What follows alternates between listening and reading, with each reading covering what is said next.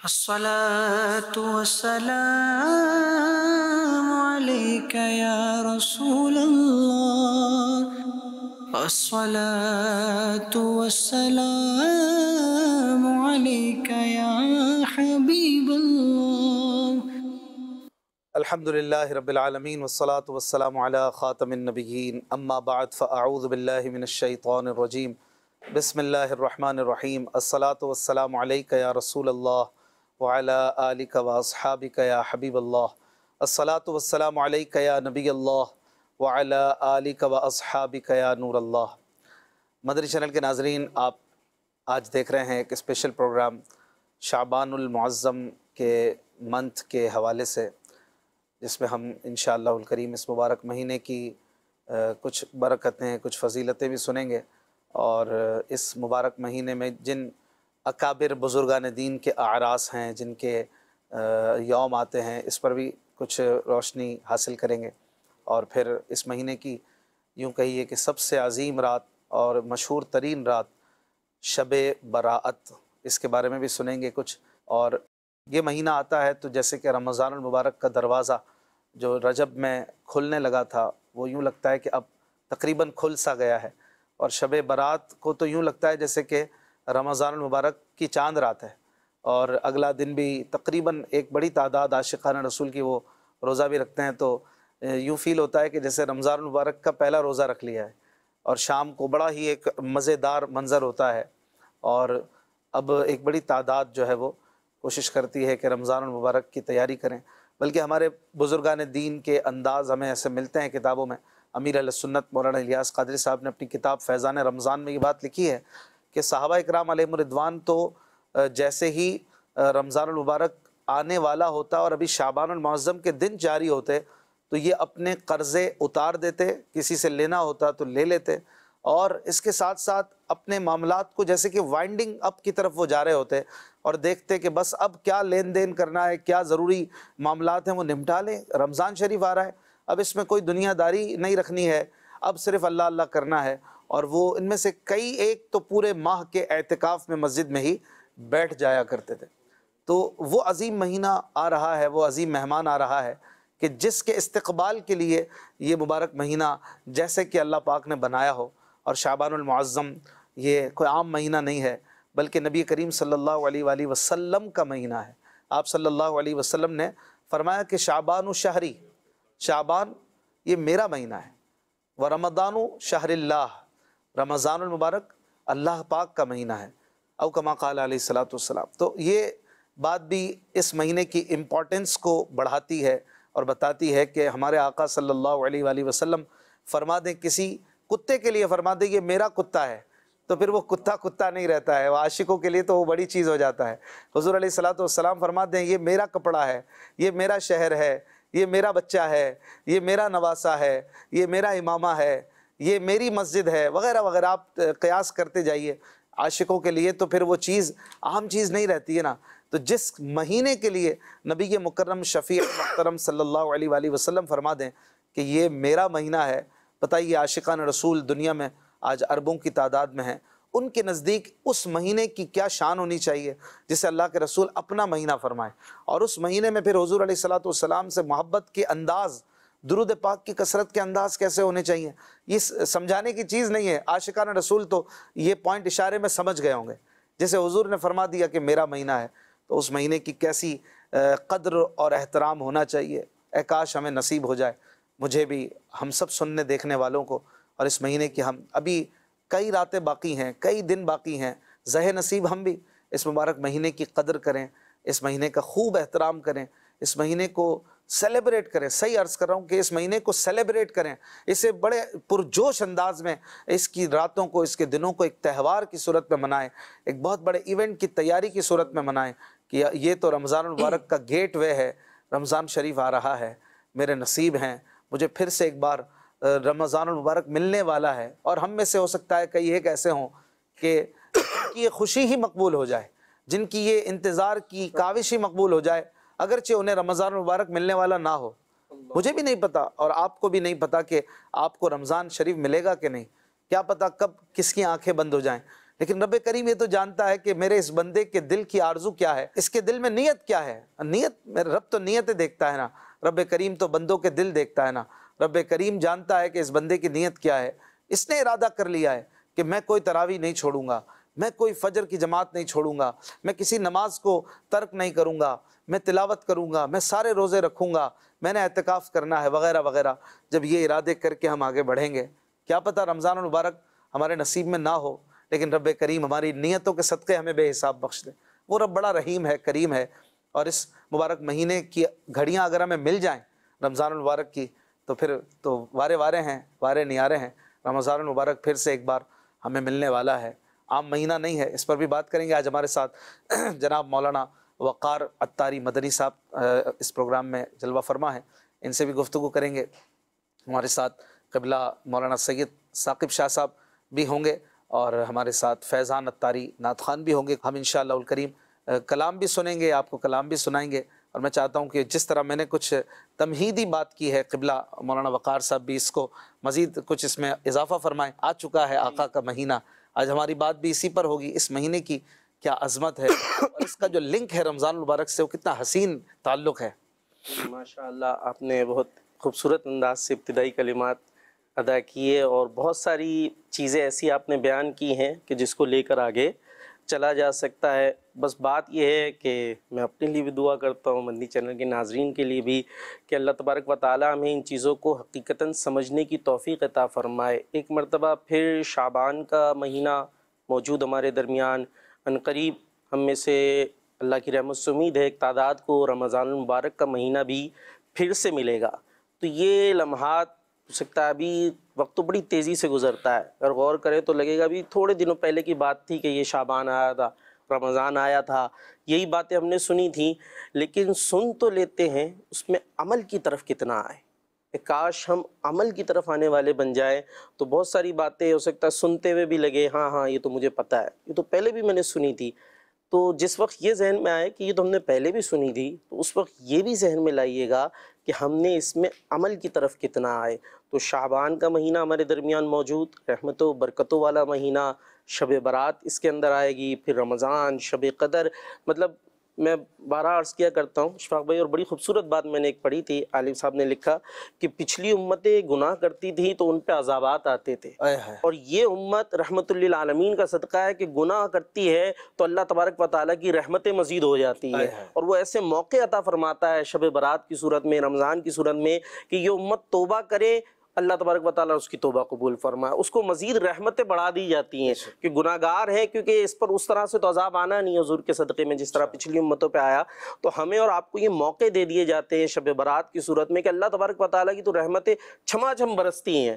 قبیلہ بنی کلب کی بکریوں کے بالوں سے زیادہ گناہ گاروں کو بخشا جا رہا ہوتا ہے، لیکن ہم کیا ان بخشش مانگنے والوں میں شامل ہیں یا کہیں ہوٹل پہ بیٹھنے والوں میں شامل ہیں؟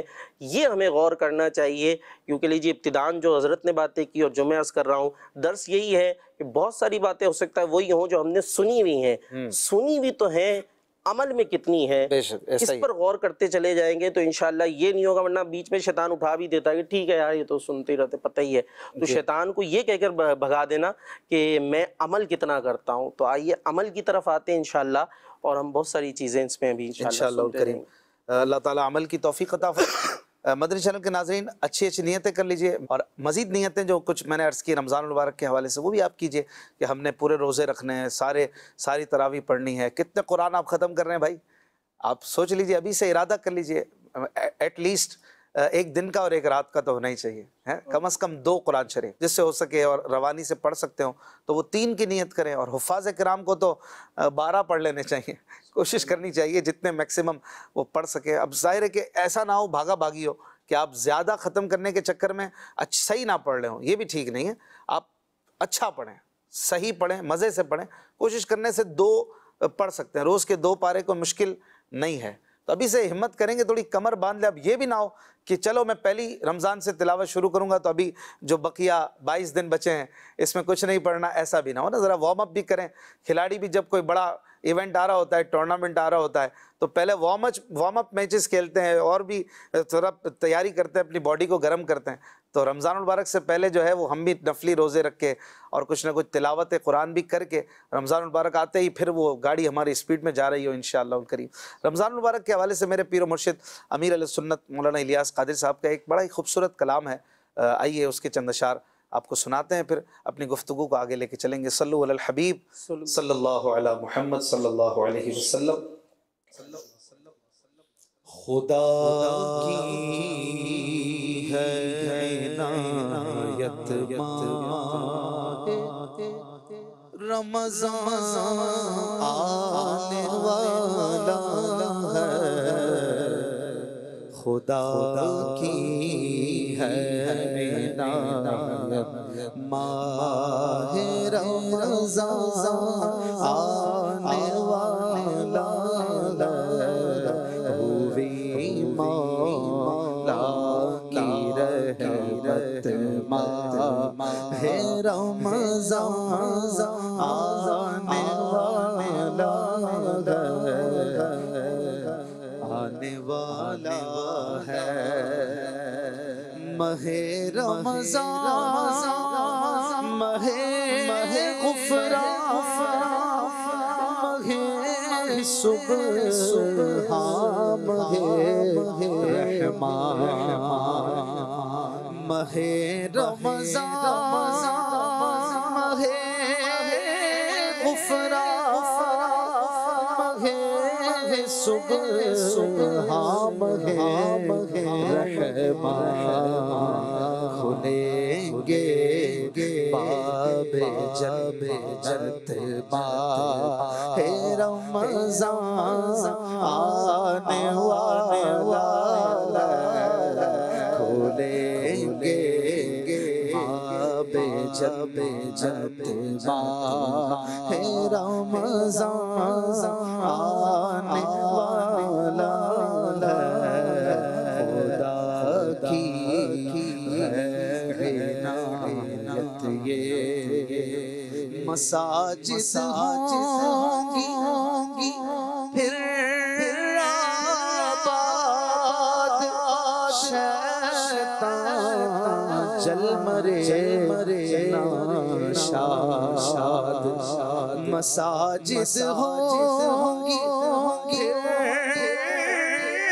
آباد، شیطان جل مرے ناشاد، ملے مومن کو فرت ماہ رمضان آنے والا ہے، ملے مومن کو فرت ماہ رمضان آنے والا ہے، دل مغموم پھر ایک بار خوشیوں سے ہوا سرشار، دل مغموم پھر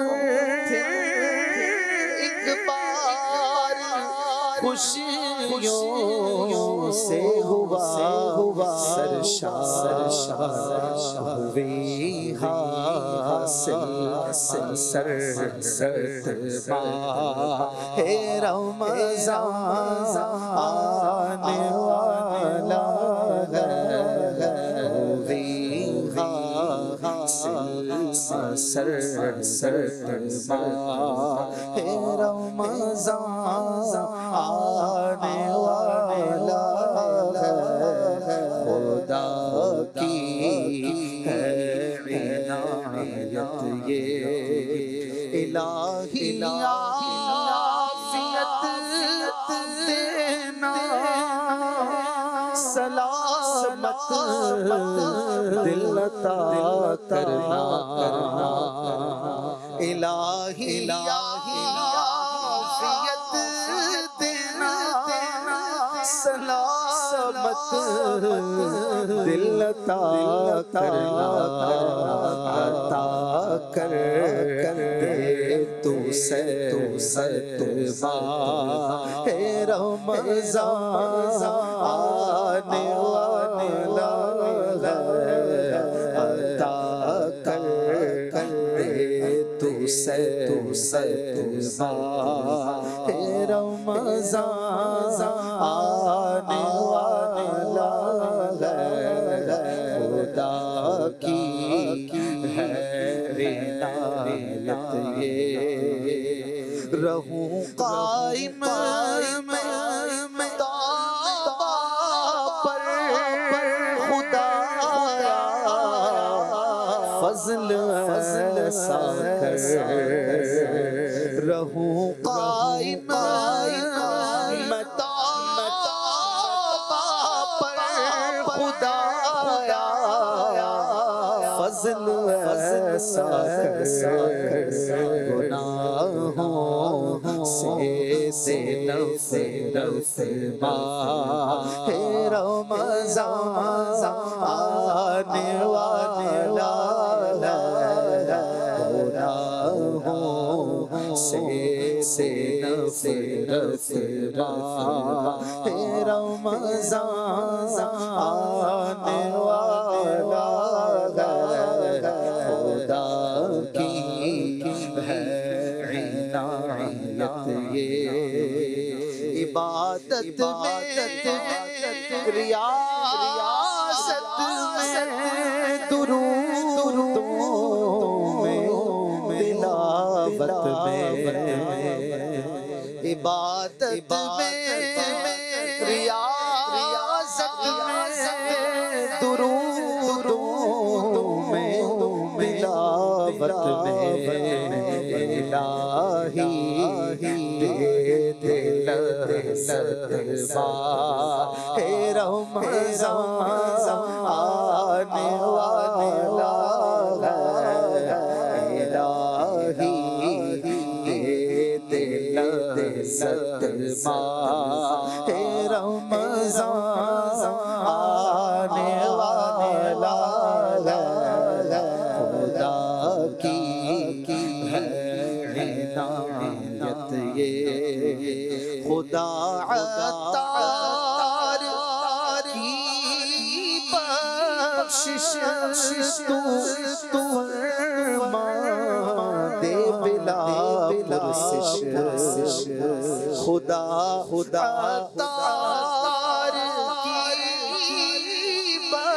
بخشش تو فرما دے بلا پرسش تو پھیلے اعلیٰ حضرت ماہ رمضان آنے والا ہے تو پھیلے اعلیٰ حضرت ماہ رمضان آنے والا ہے خدا کی ہے عنایت ماہ رمضان آنے والا ہے مولا کی رحمت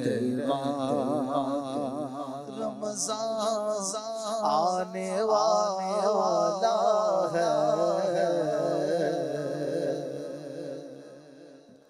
صلو علی الحبیب صلی اللہ علیہ محمد صلی اللہ علیہ وآلہ وسلم۔ آج ہمارا جو اسپیشلی موضوع ہے وہ شعبان المعظم کے حوالے سے ہے۔ آقا کا مہینہ جاری ہے، اس پر ہم نے کچھ ابتدائی گفتگو بھی کی حضرت کہ یہ مہینہ جو جاری ہے ایگزیکٹلی یہ رمضان المبارک کا گیٹ وے ہے، رمضان شریف آ رہا ہے، اس پر کلام بھی آپ نے سنا، اور اس مہینے کی اہمیت یہ یقیناً بڑھ جاتی ہے جب آپ صلی اللہ علیہ وسلم فرمائیں کہ یہ میرا مہینہ ہے۔ یہ میرا مہینہ سے یہاں حضرت کیا مراد ہے؟ ویسے اس کی مزید کیا تفصیلات ہوگی؟ جیسا کہ آپ نے خود ہی ارشاد فرمایا تھا کہ آقا علیہ الصلوۃ والسلام نے اپنی طرف نسبت دی، اور یہ نسبت جیسے مسجد کو کہتے ہیں اللہ کا گھر، تو اب اللہ تبارک و تعالیٰ ویسے تو گھر سے پاک ہے، کسی جگہ میں ہونے سے پاک ہے۔ مقصود یہ ہوتا ہے کہ اس چیز کی عزت بڑھانے کے لیے، کہ اس کی نسبت اللہ تبارک و تعالیٰ کی طرف کی جا رہی ہے تو ظاہر ہے اللہ تبارک و تعالیٰ ویسے تو ہر جگہ اللہ کی ہے، ہر چیز اللہ ہی کی ہے، لیکن خاص جب کہا جا رہا ہے اللہ کا گھر تو اب اس کی عزت بڑھ گئی اللہ تبارک و تعالیٰ کی طرف نسبت کر کے. تو آقا کا مہینہ آقا علیہ الصلوۃ والسلام کی طرف اس کی نسبت کی جا رہی ہے تو یقیناً اس کی عظمت بڑھ گئی اور توجہ دلانا مقصود ہے. اور روایتوں کا یہ مفہوم بھی ملتا ہے کہ لوگ اس مہینے سے غافل ہے، جبکہ یہ وہ مہینہ ہے کہ جس میں اعمال اللہ تبارک و تعالیٰ کی طرف اٹھائے جاتے ہیں. اسی لیے اس مہینے میں آقا علیہ الصلوۃ والسلام کثرت سے روزے رکھا کرتے تھے. آپ سے پوچھا گیا تو آپ نے اس کا یہی سبب بیان کیا کہ میں چاہتا ہوں کہ میرے اعمال رب کی بارگاہ میں پیش ہوں تو میں روزے کی حالت میں ہوں. تو اس مہینے سے لوگ غافل تو اس کی طرف توجہ دلائی گئی کہ یہ آقا کا مہینہ ہے، اس کی نسبت آقا علیہ الصلوۃ والسلام کی طرف تو اس کی اہمیت ہے، لہٰذا اس سے غفلت نہ بڑھتی جائے. یقیناً اور بھی اس کے مفاہیم ہوں گے. ویسے اس کا جو معنی ہے ہر مہینے کے نام کے معانی میں بھی کوئی نہ کوئی راز ہوتا تھا، کوئی نہ کوئی اس میں وہ مقصد ہوتا تھا. جیسے رمضان المبارک کے بارے میں مختلف باتیں ہیں کہ رمز، یہ رمضن سے نکلا ہے، اس میں بہت سارے گرمی کے معنی بھی ہے، جس طرح گرمی جلا دیتی ہے اسی طرح یہ جو ہے گناہوں کو جلا دیتا ہے. شعبان کا بھی اس طرح کچھ جی ہے. شعبان کے معنی یہ لفظ لکھا ہے شعبن سے، جس کے معنی تو گھاٹی. گھاٹی مطلب پہاڑ کا رستہ ہوتا ہے. تو یہ جو ہے خیر و برکت کا اس میں عمومی نزول ہوتا ہے، لہٰذا اس کو شعبان کہا جاتا ہے. جس طرح گھاٹی پہاڑ کا راستہ ہوتی ہے، بڑی خوبصورت بات. اور یہ فیضان شعبان رسالہ اس میں لکھا گیا ہے کہ جس طریقے سے گھاٹی پہاڑ کا راستہ ہوتی ہے اسی طرح یہ مہینہ خیر و برکت کا رستہ ہے. واہ واہ، یہ مہینہ خیر و برکت کا رستہ ہے. تو شعبان کا آج معنی بھی پتہ چل گیا کہ گویا اس کا معنی بنتا ہے گھاٹی. تو یہ خیر و برکت بھی لاتی ہے، خیر و برکت رمضان بھی لاتا ہے یہ مہینہ. اور دنیا بھر میں ہم دیکھتے بھی ہیں نارملی جو اچھے جہاں لوگ بستے ہیں اور بڑی تعداد ہے کہ مسلمان اپنے دوسرے مسلمان بھائیوں کے لیے آسانیاں کر دیتے ہیں. رمضان المبارک سے پہلے ہی شعبان میں اس حوالے سے روایت بھی ہے تو میں نے کہا وہ بھی شامل کر لیتے جو آپ نے بیان کیا کہ آقا علیہ الصلوۃ والسلام نے ارشاد فرمایا اس مہینے کو شعبان اس لیے کہا جاتا ہے کہ اس میں روزہ رکھنے والوں کے لیے بہت سی بھلائیاں شاخوں کی طرح پھوٹتی ہے یہاں تک کہ وہ جنت میں جا پہنچتا ہے. یہ خود آقا علیہ الصلوۃ والسلام نے ارشاد فرمایا. اور اس کا امام رافعی رحمۃ اللہ تعالیٰ علیہ اس کا مفہوم بیان کرتے ہیں اس حدیث کا کہ اس حدیث پاک کا مطلب یہ ہے کہ اس ماہ شعبان میں مسلمان ذکر و اذکار، نیکیوں اور قرآن پاک کی تلاوت کی طرف مائل ہو جاتے ہیں اور رمضان المبارک کے لیے تیاری کرتے ہیں. رمضان المبارک کی تیاری کا مہینہ جیسا کہ آپ نے خود ارشاد فرمایا. ہم دیکھتے ہیں کتنے دنیا کے ایسے اسٹورز ہیں جو اپنی چیزوں کو، پروڈکٹ کو سستا کر دیتے ہیں. جی کئی ممالک میں ایسا دیکھنے کو ملتا ہے، ویڈیوز بھی وائرل ہوتی ہیں کہ وہاں پر جو ہے وہ انہوں نے اتنا % ڈسکاؤنٹ کر دیا، اتنا کمی کر دی. عرب ممالک کے لیے تو امیر علیہ سنت مدنی مذاکرے میں فرما رہے تھے پچھلے ہفتے کو کہ عرب ممالک میں کئی ایسے اسٹورز ہیں جو باقاعدہ جو ہے وہ رمضان المبارک میں استعمال کی چیزیں سستی کر دیتے ہیں. کھجوریں سستی کر دیں گے، اس طرح کی جو زیادہ کھائی جاتی ہیں رمضان میں استعمال کی جاتی ہیں وہ چیزیں سستی کرنا، یہ بھی خیر و برکت کا نزول ہی ہو رہا ہے نا اللہ پاک کی طرف سے. اور یہ کرنا چاہیے، جہاں پہ نہیں کرتے انہیں بھی کرنا چاہیے. کئی لوگ ہیں جو مہنگائی بھی کر دیتے ہیں تو ان کو بھی سمجھنا چاہیے کہ احتیاط کریں. امیر علیہ سنت نے بڑے خوبصورت الفاظ میں تربیت فرمائی تھی جو کہ میں سمجھتا ہوں کہ ہر مسلمان اسپیشلی تاجر کو کہ یار یہ اچھی بات نہیں ہے مسلمانوں پہ تنگی کرنا. بالکل. ایک درزی کے سوال پہ غالباً ہوا تھا نا، درزی صاحب نے کہا ہمیں پیچھے سے مال مہنگا ملتا ہے تو ہم بھی تو مہنگا کریں گے. امیر علیہ سنت جو آپریشن کیا تھا پھر کہ آپ کو مال میں کیا مہنگا ملتا ہے، آپ کا تو لگتا ہی دھاگا ہے، دھاگے کے علاوہ تو آپ کی ٹیکنیک لگتی ہے، وقت لگتا ہے، تو آپ کو دھاگا کتنا مہنگا مل جاتا ہے یار، ایسا کتنا مہنگا ملتا ہے کہ آپ بہت زیادہ ہزاروں روپے بڑھانے کی بات کرتے ہیں. تو یوں لگا تھا پہلے تو کہ باپا کہیں گے ہاں صحیح بات ہے مہنگا ملتا ہے چلو مہنگا بیچ دو. جو امیر علیہ سنت کی جو فراست اور عقل دماغ اور ایک کہتے ہیں دانائی اور آپ کی ہر فیلڈ میں جیسے گہری نظر ہے جو اس کو فوراً پکڑا، بالکل اندر سے پکڑا اور ہر کوئی چونک گیا ہوگا. شاید میں بھی سوچ رہا تھا کہ باپا فرمائیں گے ہاں بیچارے کو مہنگا مال ملتا ہے تو بیچنے دو، لیکن یہی ہوتا ہے نا تجربے کار لوگوں کی نشانی ہے جی فوراً جو ہے وہ پکڑتے ہیں. اور پھر امیر علیہ سنت کی تو کیا بات، مدنی مذاکرہ تو اپنی زندگی میں آپ کوشش کریں لازم و ملزوم کر لیں. جب بھی امیر علیہ سنت تشریف فرماؤ نا، بس دو چیزیں میں نے اپنی ایک بات کرتا ہوں نیت کی ہوئی ہے کہ تحدیث نعمت کے لیے امیر علیہ سنت کا مدنی مذاکرہ ہو تو نہیں چھوڑنا، کہیں بھی ہو، موبائل میں دیکھ رہے ہو یا ٹی وی پہ یا گھر اپنے فزیکلی حاضر ہو کر سننا ہے. کبھی چھوٹ گیا تو کوشش کرتا ہوں نیکسٹ ڈے اس کو دیکھ لیا فیس بک وغیرہ سے. دوسرا امیر علیہ سنت کی کوئی بھی تحریر نہیں چھوڑنی. امیر علیہ سنت نے ایک پرچی بھی لکھی ہو تو مرید کو چاہیے وہ پڑھے کہ کیا لکھا ہے، اس میں بھی کام کی بات ملے گی. تو آپ کی کتابیں ہوں بڑی بڑی یا چھوٹے رسالے ہوں یا وہ ایک آدھ پیج کا پمفلیٹ ہو، نہیں چھوڑنا چاہیے. رمضان المبارک تو پھر مدنی مذاکروں کا مہینہ ہے بالکل جتنے مدنی مذاکرے رمضان شریف میں ہوتے ہیں یہ تو پورے سال میں نہیں ہوتے. ایک ساتھ 60 مدنی مذاکرے تقریباً مل جاتے ہیں. اور پھر فجر کے بعد کی نشستیں الگ ہیں, سحری کی نشستیں الگ ہیں, اور بھی بہاریں ہوتی ہیں پیر صاحب کی. تو ضرور یہ بھی شعبان المعظم بھی یہ والی بھلائیاں لے کر آتا ہے نا, رمضان المبارک کی خوشخبریاں, مدنی مذاکرے کی خوشخبریاں. ایسے ہی جی شاہ صاحب. مسئلہ یہ ہے کہ اگر ہم اسلاف کی زندگیوں کو پڑھیں نا تو پھر ہمیں اسلاف کی زندگیوں سے جو سبق ملتا ہے نا وہ یہی سبق ملتا ہے کہ ہم اپنے مسلمانوں کے لیے آسانیاں پیدا کریں, جس طرح اسلاف آسانیاں پیدا کرتے تھے. صحابہ کرام کے حوالے سے آتا ہے نا کہ صحابہ کرام علیہم رضوان جیسے ہی شعبان کا چاند نظر آتا تو اپنے معاملات فوراً نپٹانا شروع کر دیتے تھے. زکوٰۃ نکال لی ہیں تو زکوٰۃ دے دی, جو قیدی تھے ان جن کو رہا کرنا ہے ان کو رہا کر دیا, دیگر سارے معاملات کر کے وہ رمضان سے پہلے بالکل فارغ ہو جاتے تھے. جیسے ہی رمضان کا چاند نظر آنا ہے, ادھر سے رمضان المبارک کا مبارک چاند نظر آیا, ادھر سے بعض صحابہ کرام پورے ماہ کے لیے وہ اعتکاف میں بیٹھ جاتے تھے, اللہ تبارک و تعالیٰ کی عبادت کی طرف, اللہ پاک کی یاد کی طرف, کہ اللہ تبارک و تعالیٰ کی سے لو لگانا. وہ ہستیاں کہ جن سے اللہ تبارک و تعالیٰ نے جنت کے وعدے کیے ہیں, ان ہستیوں کا کیا عالم ہے. اب دیکھیں کہ اللہ تعالیٰ نے سب صحابہ کرام سے وَكُلًّا وَعَدَ اللَّهُ الْحُسْنَى, جنت کے وعدے ہیں ان ہستیوں سے, لیکن ذوق عبادت, شوق عبادت اور اللہ تبارک و تعالیٰ کی معرفت, اللہ پاک کی محبت, یہ کیسی اندر بھری ہوئی ہے کہ جیسے ہی چاند نظر آئے شعبان کا تو سارے معاملات اپنے نمٹا لیے. ادھر سے رمضان کا چاند نظر آنا ہے تو ایک تعداد ہے جو مسجد میں جا کے ڈیرے لگا لیں, مسجد میں جا کر بیٹھ جائیں, اللہ پاک کی عبادت کے لیے حاضر ہو جائیں اللہ پاک کی بارگاہ میں. تو یہ عین سعادت. اور پھر ان ہستیوں کا عمل دیکھیں کہ کتنا مبارک عمل ہے کہ زکوٰۃ بنتی ہے تو زکوٰۃ نکال لی جائے. کیوں زکوٰۃ نکالی جائے, وجہ کیا ہے؟ اسی لیے تاکہ جو رمضان جو غرباء ہیں ہمارے مسلمان بھائی ہیں, غریب ہیں, ان تک ان کا حق پہنچ جائے اور وہ بھی ہمارے ساتھ افطار میں شامل ہو جائیں, وہ بھی سحر و افطار کا معاملات آسانی سے نمٹا لیں. کئی گھر ایسے بھی ہوتے ہیں کہ جہاں پر پورا سال فروٹ نام کی کوئی چیز نہیں آتی. یہ بھی رمضان کی برکتیں ہیں کہ دسترخوان وسیع ہوتا ہے, فروٹ بھی آئے گا تو دیگر بھی لوازمات بھی ہوں گے, تو پانی بھی ہوگا, تو شربت بھی ہوگا, تو کھجوریں بھی ہوں گی, یہ ساری. لیکن یہ کتنی اہم بات ہے کہ ہم غور کریں ایز اے مسلم کہ ہم اپنے مسلمانوں کے لیے کتنی آسانی مہیا کر رہے ہیں, ہم کتنا ان کا دسترخوان وسیع کرنے کے لیے میں کیا کر رہا ہوں, میرا کردار کیا. میں ایز اے تاجر ہوں, میں تاجر ہونے کی حیثیت سے میں اپنے ان غریب مسلمان بھائیوں کے لیے میرا کیا ایک یوں کہ یہ کہ عمل ہے کہ جس میں ان کے لیے وسعت ہو, ان کے دسترخوان میں وسعت ہو, ان کے غریب کے بچے بھی ہمارے ساتھ, جو غریب مسلمان بھائی ہیں وہ بھی ہمارے ساتھ دسترخوان میں بیٹھ کے کھا سکیں. ہمارے ساتھ کھانے کا مطلب یہ ہے کہ وہ اپنے گھر میں ہی سکون سے کھا سکے, عزت کے ساتھ وہ سحر اور افطار کے معاملات کر سکیں, بجائے اس کے کہ ہم سستا کریں کام. ہم اتنا بڑھا دیتے ہیں کہ اس کی طرف دیکھنا مشکل ہو جاتا ہے. وہ اگر سال نہیں دیکھا تو رمضان بھی گزر جاتا ہے, عیدیں بھی گزر جاتی ہیں, اور پھر بھی وہ ہمارا دسترخوان ویسے کا ویسا ہی رہتا ہے. ایسا نہیں ہونا چاہیے.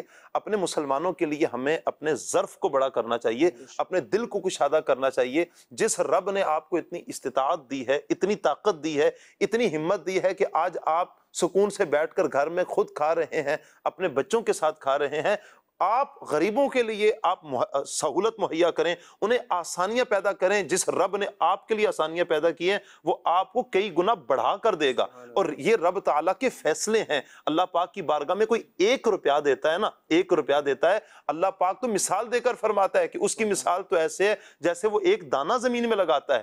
جو دانہ ہم نے زمین میں ڈالا اور کیڑے مکوڑوں کے منہ میں ڈالا, زمین کیڑے مکوڑوں کا گھر ہے, ان کے منہ میں ڈالا, وہ رب تو اتنی اس دانے کی حفاظت کرتا ہے. اور خود فرماتا ہے کہ 7 سنابلا, وہ تو 7 سٹے اگاتا ہے, اور پھر ہر سٹے میں, ہر بالی میں 100 دانہ نکلتا ہے. ایک لگایا تھا, 700 وصول کیے ہیں, 700 وصول کیا. یہاں پر بس نہیں تھی, اللہ پاک فرماتا ہے واللہ یضاعف لمن یشاء, اللہ جس کے لیے چاہتا اور بڑھاتا ہے. 700 کی کیا وقت ہے اللہ کی بارگاہ میں. یہ تو سمجھانے کے لیے 700 کثیر بیان کر دیا کہ تم نے ایک دانہ لگایا تھا اور ہم نے تمہیں 700 عطا کیے ہیں.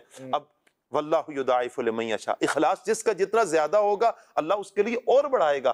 ہم اپنے مسلمانوں کے لیے اپنے دل کو وسعت دیں، اپنے ظرف کو وسعت دیں، اپنے سینے کو کشادہ کریں. دیکھیں ہمارے گھر میں رحمتیں کیسی آتی ہیں، ہمارے گھر میں امن کیسے بسیرے کرتا ہے، ہمارے گھر میں خوشحالیاں کس طرح بسیرے کرتی ہیں.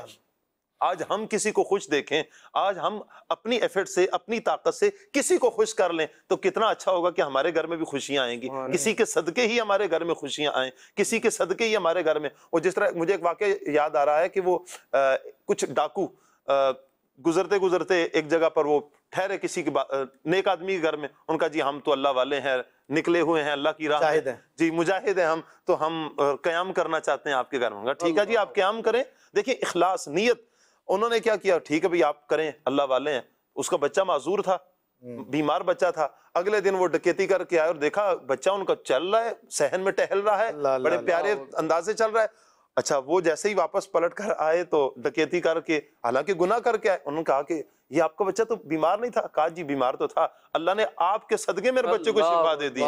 کہا جی یہ کیسے؟ کہا آپ لوگوں کا جو جھوٹا بچہ ہے نا، میں نے اپنے بچے کو کھلایا. تم تو اللہ والے ہو، تم تو اللہ والے ہو، تو تمہارا جھوٹا میں نے اپنے بچوں کو کھلا دیا، اللہ نے میرے بچے کو شفا دے دیا، یہ تمہارا بھلا ہے. انہوں نے وہاں پر توبہ کی کہ ہم تو گناہگار ہیں، لیکن اس بندے کا حسن ظن اس نے آج دیکھیں خوشی مہیا کرنے کا سبب بنا. اللہ تبارک و تعالیٰ نے اس کے گھر میں خوشیاں کتنی پیدا کر دی. اس کا ایک یقین کامل کی بہاریں بھی کہا جا سکتا ہے. جی جی بالکل یقین کامل کی بہاریں ہیں کہ انہیں اللہ یقین پاک کامل کر کے کسی کو دیں، پھر دیکھیں آپ کو اللہ کیسے دیتا ہے. ایسا ہی اللہ پاک نوازتا ہے اور بہت نوازتا ہے. مسئلہ یہ شاہ صاحب آج کل ہر کسی کا یہ رونا ہے، مہنگائی بہت بڑھ گئی ہے، یہ معاملہ ہے، فلاں ہے.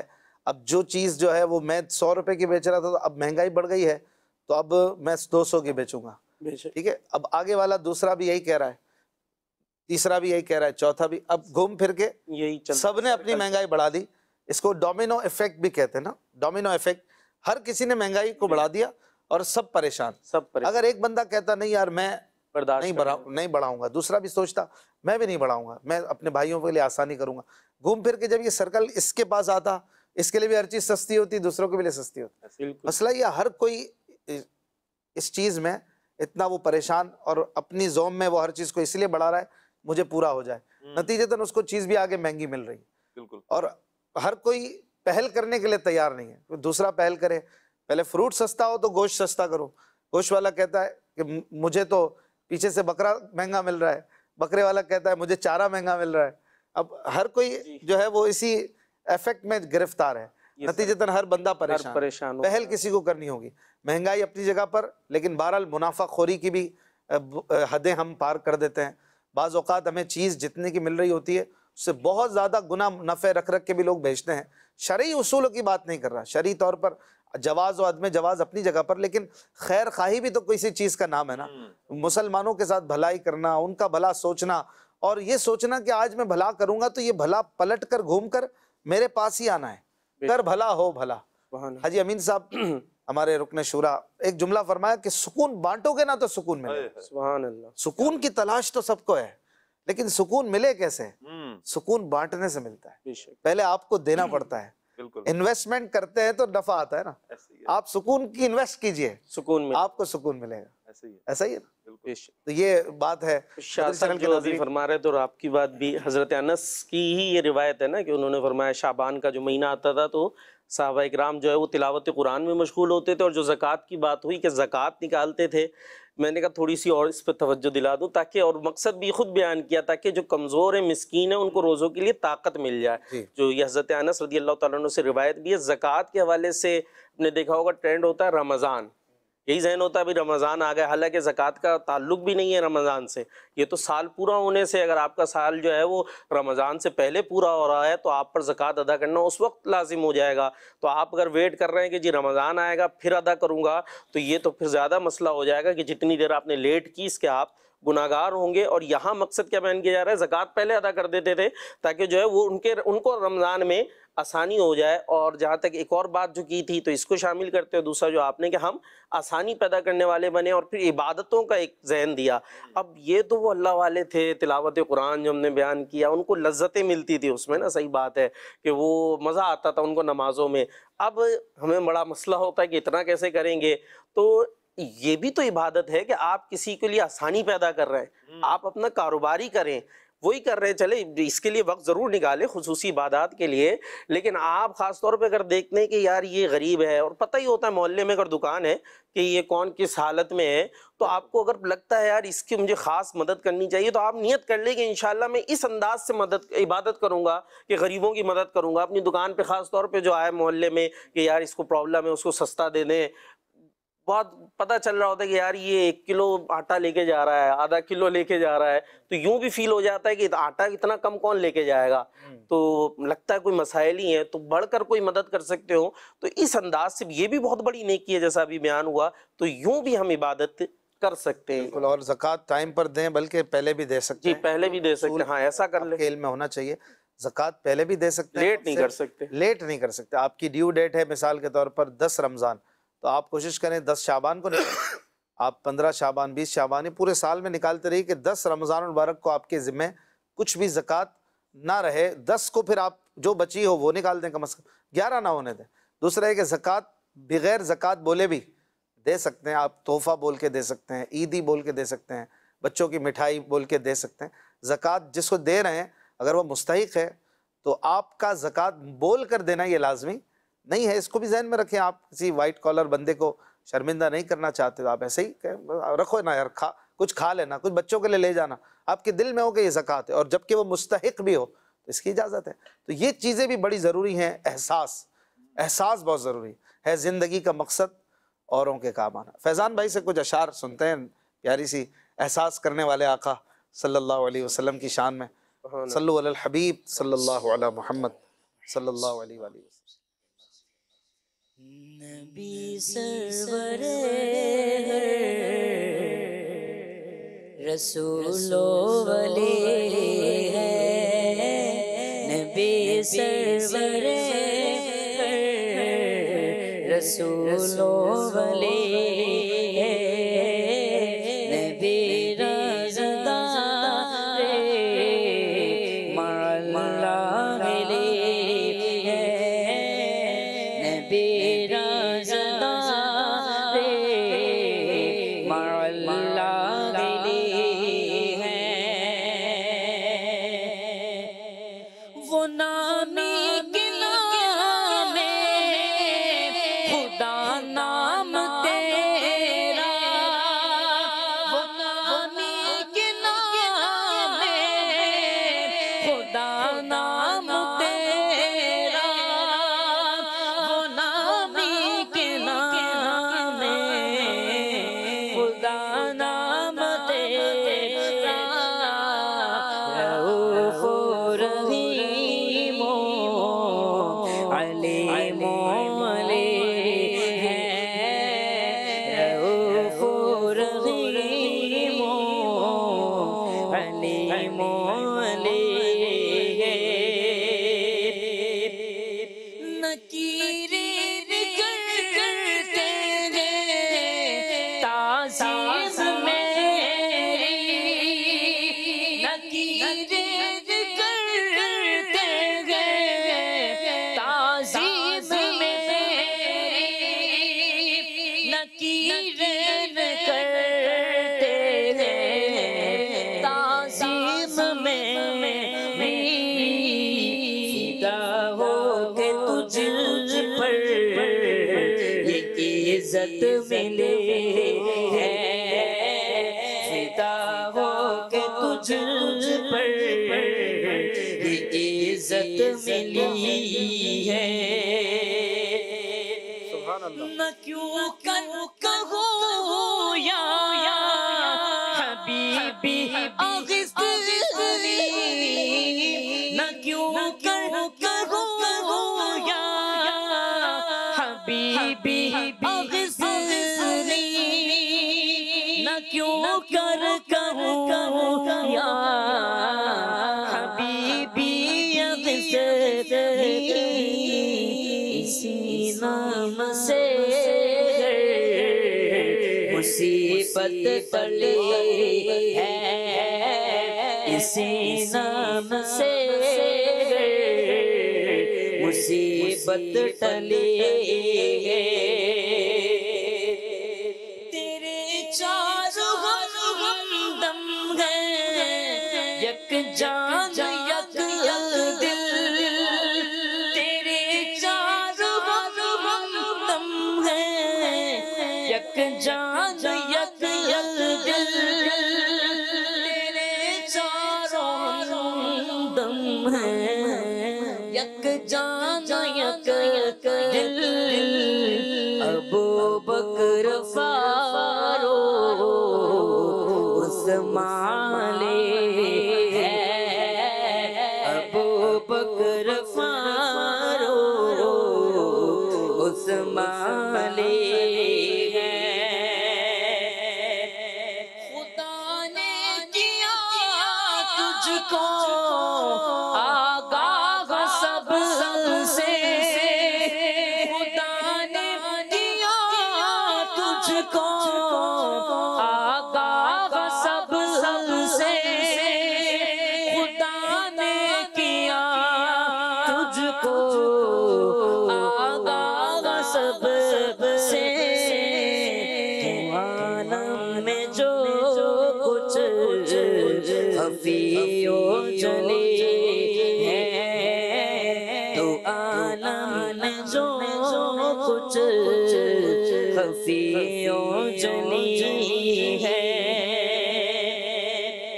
شفاعت کرے حشر میں جو رضا کی، شفاعت کرے حشر میں جو رضا کی، شفاعت کرے حشر میں جو رضا کی، سوا تیرے کس کو یہ قدرت ملی ہے، سوا تیرے کس کو یہ قدرت ملی ہے، نبی رازدار مولا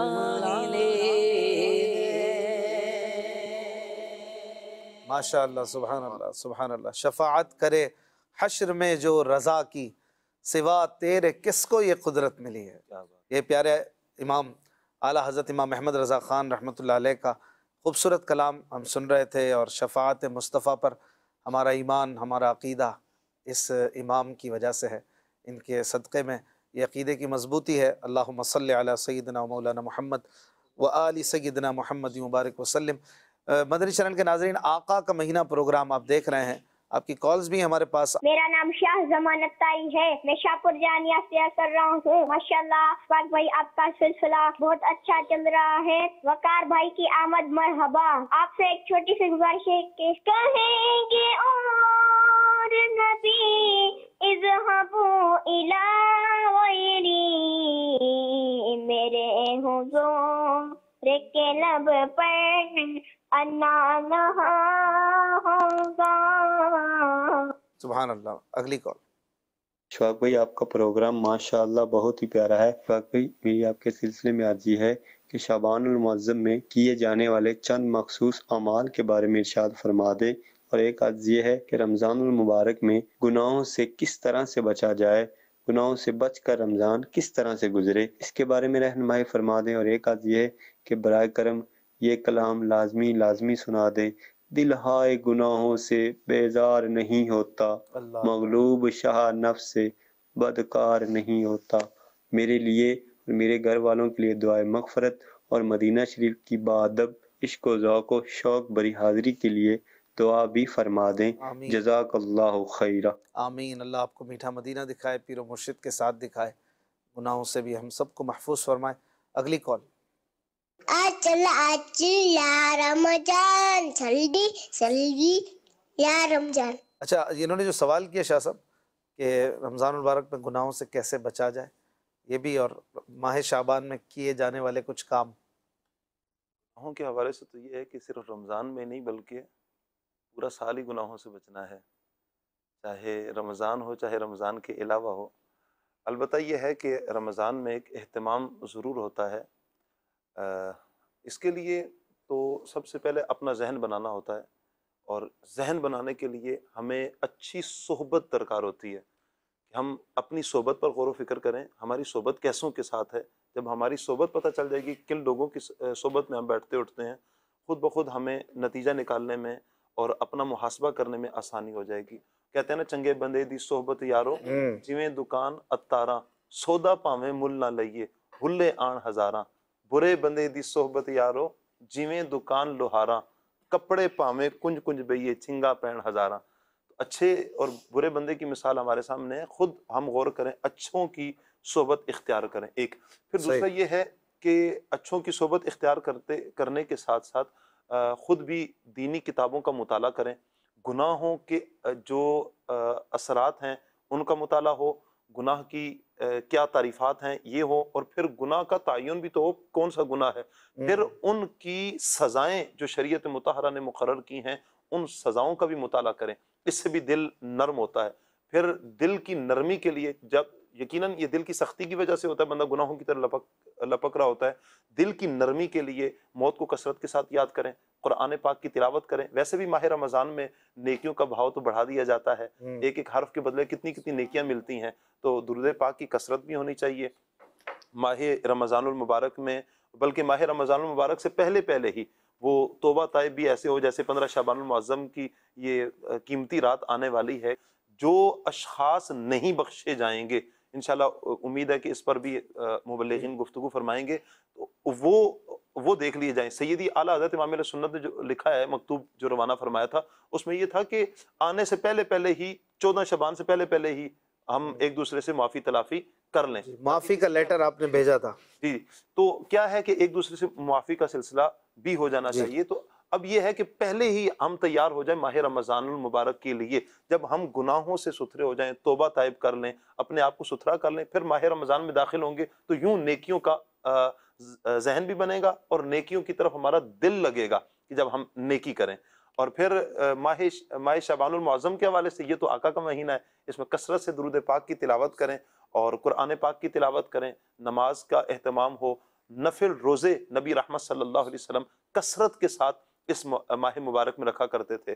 حضور کی اداؤں کو ادا کریں. نفل روزے ہیں ان کا اہتمام ہونا چاہیے، اور اس کے علاوہ صدقہ و خیرات کرتے رہیں. انشاءاللہ یہ نیکیوں والے ماحول میں انشاءاللہ جب یہ ماہ شعبان المعظم گزرے گا، آگے رمضان اور مبارک. پھر یہ بھی دیکھیں نا کہ رمضان میں ایک گناہ 1,00,000 گناہ کے برابر ہو جاتا ہے. یہ وہی ہے نا، یہ چیز ذہن میں ذہن بنے گا کہ جس وقت عذابات پڑھیں گے نا، وعیدات پڑھیں گے کہ اس گناہ پر یہ وعید، اس گناہ پر یہ وعید، اور ماہ رمضان المبارک میں ایک گناہ پر اتنا بڑا عذاب ہے، تو امید ہے اس سے بھی انشاءاللہ ذہن بن جائے گا. شعبان المعظم میں کرنے والے کچھ کام بھی جی، شعبان میں کرنے والے کاموں کے حوالے سے یہی دیکھ لیتے کہ شعبان نے خود رب کی بارگاہ میں کیا عرض کی. کہ روایت کے اندر آتا ہے، حضرت ابو معمر رضی اللہ تعالیٰ عنہ سے روایت ہے کہ ماہ شعبان نے رب کی بارگاہ میں عرض کی کہ مولا تو نے مجھے 2 عظمت والے مہینوں کے درمیان میں رکھا ہے، رجب کا مہینہ اور رمضان کا مہینہ، تو نے میرے لیے کیا رکھا ہے؟ تو مہینے تو عظمت والے ہیں، میرے لیے کیا رکھا ہے؟ تو اللہ تبارک و تعالیٰ نے ارشاد فرمایا، میں نے تجھ میں قرآن پاک کی تلاوت رکھ دی ہے. اچھا، تو گویا یہ مہینہ خاص قرآن پاک کی تلاوت کا بھی ہے. رمضان میں تو ایک ذہن ہوتا ہی ہے کہ قرآن پاک کی تلاوت کرنی ہے، لیکن اس سے پہلے ہی جو ہے وہ شعبان کے مہینے کے اندر بھی اپنے آپ کو تیار کیجئے قرآن پاک کی تلاوت. جیسا بات ہو رہی تھی کہ نیک بننے کا ذہن کیسے بنے یا نیک کیسے بنے، تو پہلے یہی ہے کہ ذہن بنائیں کہ ہم نے نیک بننا ہے، اور دوسرا یہ کہ اس میں سب سے پہلے بات ہوتی ہے کہ نیکیوں میں دل لگنا. اب مسئلہ یہی آتا ہے کہ ٹھیک ہے جی ہم نیک بننا چاہتے ہیں، آپ نے کہا مسجد میں آ جاتے ہی کرتے ہیں، لیکن دل ہی نہیں لگ رہا. اب جب دل ہی نہیں لگ رہا تو پھر کیا کریں؟ تو بات یہ ہے کہ دل کو صاف کر لیں گے تو دل لگ جائے گا. جب تک مسئلہ دل کا ہی ہوتا ہے کہ دل اصل میں گندا ہوتا ہے گناہوں کی وجہ سے، تو وہ پھر نیکی میں نہیں لگتا. اور دل کو صاف کون سی چیز کرتی ہے؟ قرآن پاک کی تلاوت. قرآن پاک کی تلاوت یہ دل کو صاف کرتی ہے. اسی طریقے سے خوف خدا سے رونا بھی دل کو صاف کیا کرتا ہے. آخرت کی یاد، موت کی یاد، یہ چیزیں دل کو صاف کرنے والی ہے. تو جتنا آپ کوشش کریں گے کہ دل کو ہم صاف کریں تو نیکیوں میں دل لگے گا. یعنی گناہوں سے پہلے اپنے آپ کو روکنا ہوتا ہے، تو اب مزید دل کالا ہونے سے بچ رہا ہے، اس کے بعد پھر اپنے آپ کو نیکیوں کی طرف تھوڑا زبردستی لگانا پڑتا ہے. پھر انشاءاللہ یہ سائیکل چل پڑتی ہے. تو انشاءاللہ قرآن پاک کی تلاوت ہوگی، موت کی یاد کی جائے گی. جیسے اسی مہینے میں شب برات، تو شب برات کے بارے میں کیا ارشاد فرمایا گیا، یا ویسے ہی حضور علیہ الصلوۃ والسلام کا معمول کیا تھا اس مہینے کے خاص طور پہ شب برات میں، کہ آقا علیہ الصلوۃ والسلام کو حضرت اما عائشہ صدیقہ نے جنت البقیع میں پایا، قبرستان کے لیے آپ علیہ السلام تشریف لے کر گئے تو قبروں کی زیارت کرتے ہیں مسلمان، قبروں کے پاس جاتے ہیں، تو اس کا ایک مقصد یہ آقا علیہ السلام نے ارشاد فرمایا خود کہ میں نے تمہیں پہلے قبروں کی زیارت سے منع کیا تھا، اب میں تمہیں اجازت دیتا ہوں کہ زیارت کرو، کہ قبروں کی زیارت کرنا یہ دنیا سے بے رغبت کرتی ہے اور آخرت کی طرف توجہ دلاتی ہے۔ تو قبرستان تو ہم جاتے ہیں، انشاءاللہ اس پر ہم ڈیٹیل میں بات بھی کریں گے، ایک معمول ایک انداز ہوتا ہے، لیکن بعض اوقات یہ دیکھنے میں آتا ہے کہ بس وہ ایک ایونٹ اور ایک جو ہے وہ چلو یار سب چلتے ہیں، دوست ایک بن گئے، حالانکہ جو اصل مقصد ہے قبرستان جانے کا یا قبر کے پاس جانے کا وہ یہ کہ یہ آج قبر میں کل ہم نے بھی جانا، آخرت کی طرف رغبت ہو، دنیا سے بے رغبتی آئے، نہ کہ جی وہ چراغ جلانا ہے اور بہت سارے معاملات ایسے بھی کیے جا رہے ہوتے ہیں، یعنی رسم ایک بنائی ہوئی ہوتی ہے، تو رسم نہیں بلکہ یہ وہاں جا کر کھڑے ہو کے لیے تھوڑی دیر اصالے ثواب وغیرہ وہ سب جو طریقہ ہے وہ کرے، اس کے بعد تھوڑی دیر کھڑے ہو کے یاد کرے کہ یہاں ہم نے بھی جانا۔ گویا قبرستان خود یہ کہہ رہا ہوتا ہے کہ جیسے تم آج ہو ایسے ہم بھی تھے، اور جیسے آج ہم ہیں کل تم ایسے ہوگے۔ یہ قبرستان کا گویا ہمیں درس ہوتا ہے کہ یہ لوگ بھی پہلے ایسے ہی تھے، ہو سکتا ہے یہ بھی کبھی قبر پہ جاتے ہوں گے، اور آج یہ خود قبر میں ہیں تو ایک دن ایسے ہی میں قبر میں ہوں گا اور کوئی یہاں کھڑا ہوگا۔ تو ایصال ثواب کی طرف بھی بڑی اچھی بات ہے، وہ سب حلوہ وغیرہ پکانا، ساری چیزیں، فاتحہ، ایصال ثواب سب ٹھیک ہے، لیکن تھوڑی دیر کے لیے بیٹھ کے یہ بھی یاد کریں کہ اسی قبر میں میں نے بھی پہنچنا ہے، کچھ بھی کر لوں ادھر ضرور آنا ہے، اور یہاں کے لیے میں نے کیا تیاری کی۔ تو یہ سوچیں وہ ہیں جو پھر انسان کو نیک بناتی ہیں، پھر اس طرف وہ نیکی کی طرف جاتا ہے۔ شب برات کی تیاری بھی اس مہینے کا ایک کام ہے، اور شب برات کا سبق یہی ہے کہ ہم نامہ اعمال کی تبدیلی ہوتی ہے اس شب، اور پچھلے نامہ اعمال پر غور و فکر کریں، اپنا محاسبہ کریں، ہم نے پورے سال کیا کیا اور کیسے اعمال ہمارے اللہ پاک کے پاس جا رہے ہیں۔ تو ہم توبہ و شرمندگی کے پانی سے اس نامہ اعمال کی کالک کو صاف کریں، اور اس سے پہلے اگر کسی سے جھگڑا ہوا ہے، رشتہ داری ٹوٹی ہوئی ہے، تو ان کو بھی صحیح کر لیں، رشتہ داری جوڑ لیں۔ اسی طرح ماں باپ کی فرما برداری اور ان کی رضا حاصل کر لیں۔ اسی طرح اگر شراب نوشی کی عادت ہے، خدا نخواستہ کوئی اور بری عادت پڑی ہوئی ہے، بدکاری میں پڑے ہوئے ہیں، تو ان سے بھی اپنا جو ہے وہ دامن صاف کریں، سچی توبہ کر کے انشاءاللہ الکریم 15 شعبان کی رات پائیں گے۔ شب براعت کو براعت کی رات اسی لیے کہا جاتا ہے کہ اس میں جہنم سے آزادی ملتی ہے۔ برات یعنی آزادی، شب برات یعنی آزادی کی رات۔ تو آزادی کس چیز سے؟ دوزخ سے آزادی، اور دوزخ سے آزادی ہی تو ایک مومن کا گول ہے۔ مومن کے لیے سب سے بڑی دولت یہی ہے کہ اسے دوزخ سے بچا کر جنت میں ڈال دیا جائے، اس کی کامیابی سب سے بڑی یہی ہے۔ اللہ پاک نے قرآن مجید سورہ آل عمران میں فرمایا کہ فمن زحزح عن النار وادخل الجنۃ فقد فاز، جو دوزخ سے بچا کر جنت میں ڈال دیا گیا وہی کامیاب ہوا۔ تو کامیابی، سکسیس یہی ہے، بندہ دوزخ سے بچ جائے، دوزخ سے آزادی پالے اور جنت میں چلا جائے۔ جنت یہ اللہ کی نعمت اور اس کی رحمت کا گھر ہے، اور یہ پا لینا سب سے بڑی یوں کہیے کامیابی ہے۔ تو اس کامیابی کو بڑی آسانی سے حاصل کرنے کی رات آ رہی ہے۔ تو اس رات کے جو معمولات ہیں ان میں عبادت کرنا، مغرب کے بعد بزرگوں کا یہ معمول صدیوں سے چلا رہا ہے کہ وہ نفل پڑھتے تھے، اور ہر 2 نفل کے بعد ذکر کرتے تھے، سورہ یاسین وغیرہ، دعائے نصف شعبان وغیرہ، جو بھی معمولات ہیں۔ آپ چاہیں تو اس کو ڈیٹیل سے امیر علیہ سنت کی جو کتاب ہے آقا کا مہینہ، اس پہ پڑھ سکتے ہیں، اس کو آپ فالو کریں۔ چاہیں تو کوئی یہ لازمی نہیں ہے، نوافل ہیں، نوافل لازمی نہیں ہوتے، لیکن یہ اچھے کام ہیں، عبادت ہے۔ اور کیا کریں گے آپ؟ گھر جا کے بیٹھے رہیں گے تو کوشش کریں مسجد میں یہ کام کر لیں، یا گھر جا کے بھی یہ پڑھے جا سکتے ہیں، لیکن ایک اجتماعی جو کیفیت ہوتی ہے، اجتماعی دعائیں ہوتی ہیں، اس کی بات ایک الگ ہوتی ہے۔ تو یہ چیزیں بھی کریں۔ پھر رات کو ہو سکے تو صلاۃ التسبیح پڑھیں، تلاوت کریں۔ دعوت اسلامی کے جا بجا دنیا بھر میں الحمدللہ شب برات بڑے عظیم الشان اجتماعات ہوتے ہیں، ان میں شرکت کریں۔ اللہ پاک سے گڑ گڑا کر جہاں ہزاروں لاکھوں کروڑوں کو بخشا جا رہا ہے، اپنی بخشش کی دعائیں کریں، اور قبرستان جانے کی بھی ادا کریں، اور قبرستان کی جو معمولات ہیں ان میں بھی غیر شرعی کاموں سے بچیں۔ قبرستان میں بعض لوگ قبروں پہ پاؤں رکھتے ہیں یا قبروں پر چراغ جلاتے ہیں، ان کچھ غیر شرعی کاموں کی بھی طرف توجہ ہاتھوں ہاتھ دلا دی جائے کہ ان سے بچنا چاہیے۔ ایسا ہے کہ ایک تو ہمارے ہاں قبرستان جانے کا تو ویسے معمول عام طور پر ہوتا نہیں ہے، جیسے یہ 15 شعبان المعظم کی رات آئے گی یا عید پہ ایک مسلمانوں کا ایک تعداد ہے کہ جو قبرستان کی طرف رخ کرتی ہے، بات جیسے ابھی شاہ صاحب فرما رہے تھے کہ ہم رسمی طور پر نہ جائیں، رسمی طور پر بھی جانے کا ہوتا ہے، لیکن ایک تعداد الحمدللہ وہ آداب کا لحاظ رکھتے ہوئے بھی جاتے ہیں اور اپنی آخرت کی فکر کے لیے بھی جاتے ہیں. بالخصوص الحمدللہ دعوت اسلامی کے دینی ماحول سے جو وابستہ ہوتے ہیں اسلام بھائی، جب یہ جاتے ہیں تو پھر چونکہ تربیت قبلہ شیخ طریقت امیر علیہ سنت تربیت فرماتے ہیں، دیگر مبلغین ذمہ داران تربیت فرماتے رہتے ہیں، تو اس انداز سے بھی جانے کا ہوتا ہے. اچھا، جو ہمارے ہاں ہوتا ہے قبروں کے اوپر پاؤں رکھنا، یہ انتہائی بے ادبی ہے، اس کی کبھی بھی قطعاً شریعت مطہرہ نے اجازت نہیں دی. بلا وجہ آپ اپنے مردے کی قبر تک پہنچنے کے لیے، جو آپ کے عزیز ہیں ان کی قبر تک پہنچنے کے لیے کتنی قبروں کو پھلانگتے ہوئے ان کے اوپر پاؤں رکھتے ہیں. اچھا، بعض کے اوپر نام لکھے ہوتے ہیں، اللہ پاک کے نام لکھا ہوتا ہے، کلمہ لکھا ہوتا ہے،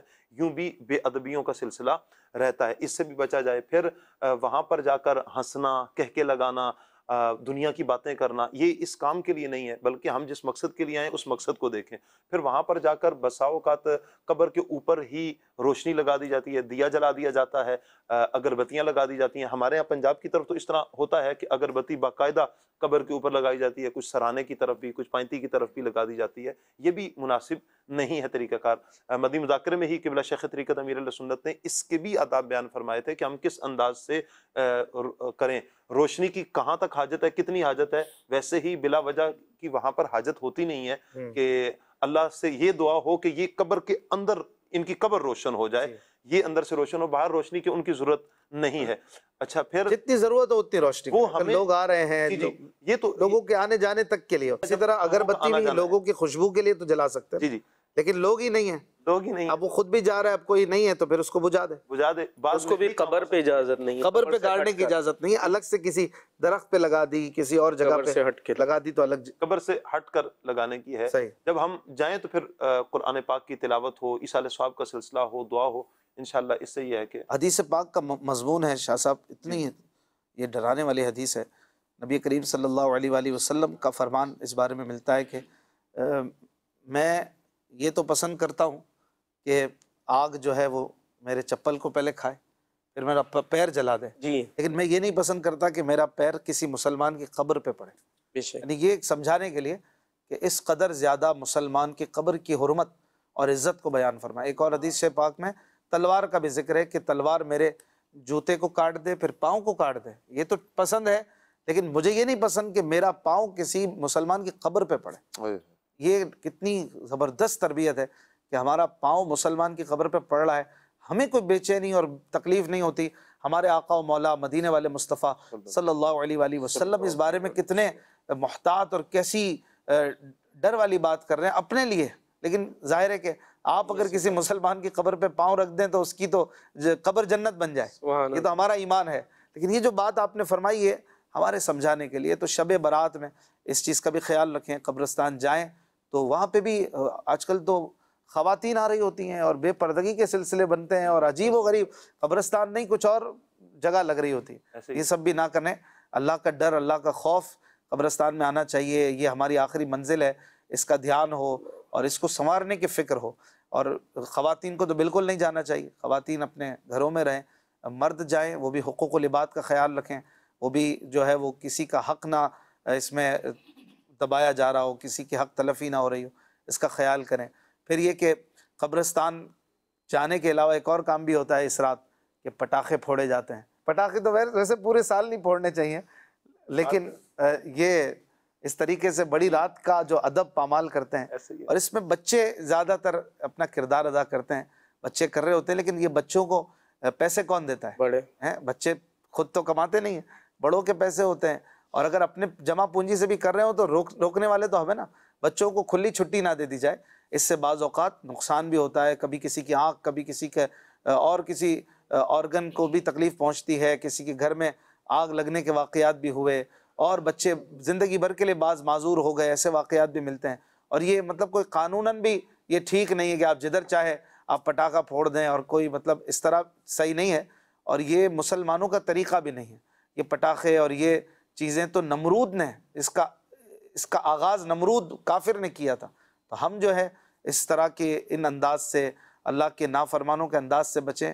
بچوں کو بھی چاہیے، بڑوں کو بھی چاہیے عبادت کی رات کو اس پٹاخے اور آگ والے کاموں سے بچتے ہوئے گزاریں. اشفاق بھائی، ایک چیز اور بھی میں شامل کرنا چاہوں گا کہ ماشاءاللہ دعوت اسلامی کی کوششوں کا نتیجہ مجھے یوں بھی یاد آیا کہ پچھلے شب برات میں ہی، یہاں چونکہ چینل میں ہی ہوتے ہیں تو مغرب کے بعد جیسے بریک تو اس پہ باہر جانا ہوا یا پیچھے PIB کی طرف، تو شب برات ہی تھی، لیکن جس طرح مجھے یاد ہے ایک وقت تھا بچپن کا، تو اتنا مطلب عالم ہوتا تھا وہ سمجھی، کیونکہ سمجھانے والا کوئی نہیں تھا، تو پھر یہی سمجھا جاتا تھا کہ شاید شب برات کا مطلب ہی پٹاخوں والی رات ہے، تو بڑے پہلے سے پلان، اور لیکن الحمدللہ اس وقت ڈسکشن ہو رہی تھی ساتھ میں اسلامی، تو میں نے کہا دیکھیں نوٹ کریں آپ کو پٹاخے نہیں سنائی دے رہے ہمارے اطراف میں تو کمی ہے جی، تو وہ اور بھی کئی جگہ آپ نوٹ کریں گے، مدنی چینل کے ناظرین بھی خود، کہ ایسے علاقے جو بڑے گونج رہے ہوتے تھے اب وہاں بہت کمی نظر آتی ہے، تو وجہ یہی ہے کہ شعور پیدا کیا گیا الحمدللہ دعوت اسلامی کی کوشش، اور اس طرح جن خرافات کا بھی دیکھیں ذکر کیا گیا کہ کیا کرنا ہے، اگر بتی لگانی ہے تو کیسے لگائیں،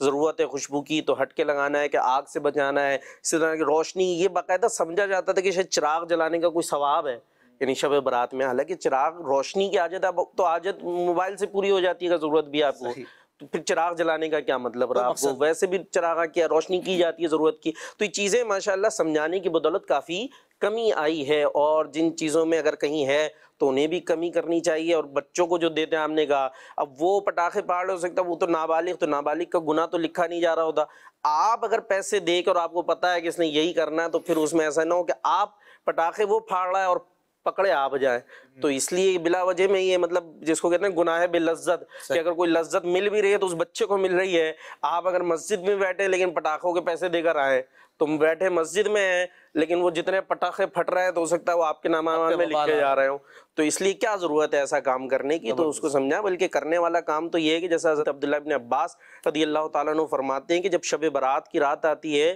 تو مسلمانوں کے جو مردے ہیں وہ اپنی قبروں سے نکل کر اپنے گھروں کے سامنے آ کر کھڑے ہوتے ہیں، یعنی ان کی جو ارواح ہیں باقاعدہ وہ گھروں کے باہر آ کر کھڑی ہوتی ہیں، اور وہ یہ سوال کر رہی ہوتی ہیں، کہتے ہیں کہ ہم پر صدقہ کر کر ہم پر رحم کرو، اگرچہ روٹی کا ایک لقمہ ہی ہو، یعنی یہ ابھی شب برات یہ ہے ہمیں دکھ نہیں رہے لیکن ہمارے مرحومین گویا ہمارے دروازے پر کھڑے یہ ہم سے فریاد کر رہے ہیں کہ ہم پر صدقہ کر کے رحم کرو، اگرچہ ایک روٹی کا ٹکڑا ایک لقمہ ہی ہو، کیونکہ ہم اس کے ضرورت مند ہیں، اگر وہ صدقہ کی ہوئی کوئی چیز نہیں پاتے تو حسرت سے واپس لوٹ جاتے ہیں، سوچے کسی کے والدین دنیا سے گئے ہوں گے، کون گیا ہوگا، تو گویا ان کی روح آپ کی قبر گھر کے باہر کھڑے ہو کے یہ فریاد کر رہی ہے، ہو سکتا ہے وہ گھر بھی انہی کے پیسوں کا بنایا ہوا ہو جس میں آپ ہیں، آپ رہ رہے ہیں، اور وہاں آپ، تو یہ بھی بڑی اچھی چیز ہے اگر سمجھیں جو مسلمان کرتے ہیں، حلوے وغیرہ پکاتے ہی اصالِ ثواب کرتے ہیں، اور حلوہ وغیرہ پکاتے ہی ہے تو اصالِ ثواب ہی ہوتا ہے نا، دیکھیں وہ خوش ہو کے جائیں گے اگر ان کو جو ثواب پہنچ گیا، بھائی روٹی کا کیا حلوے کا پہنچ رہا،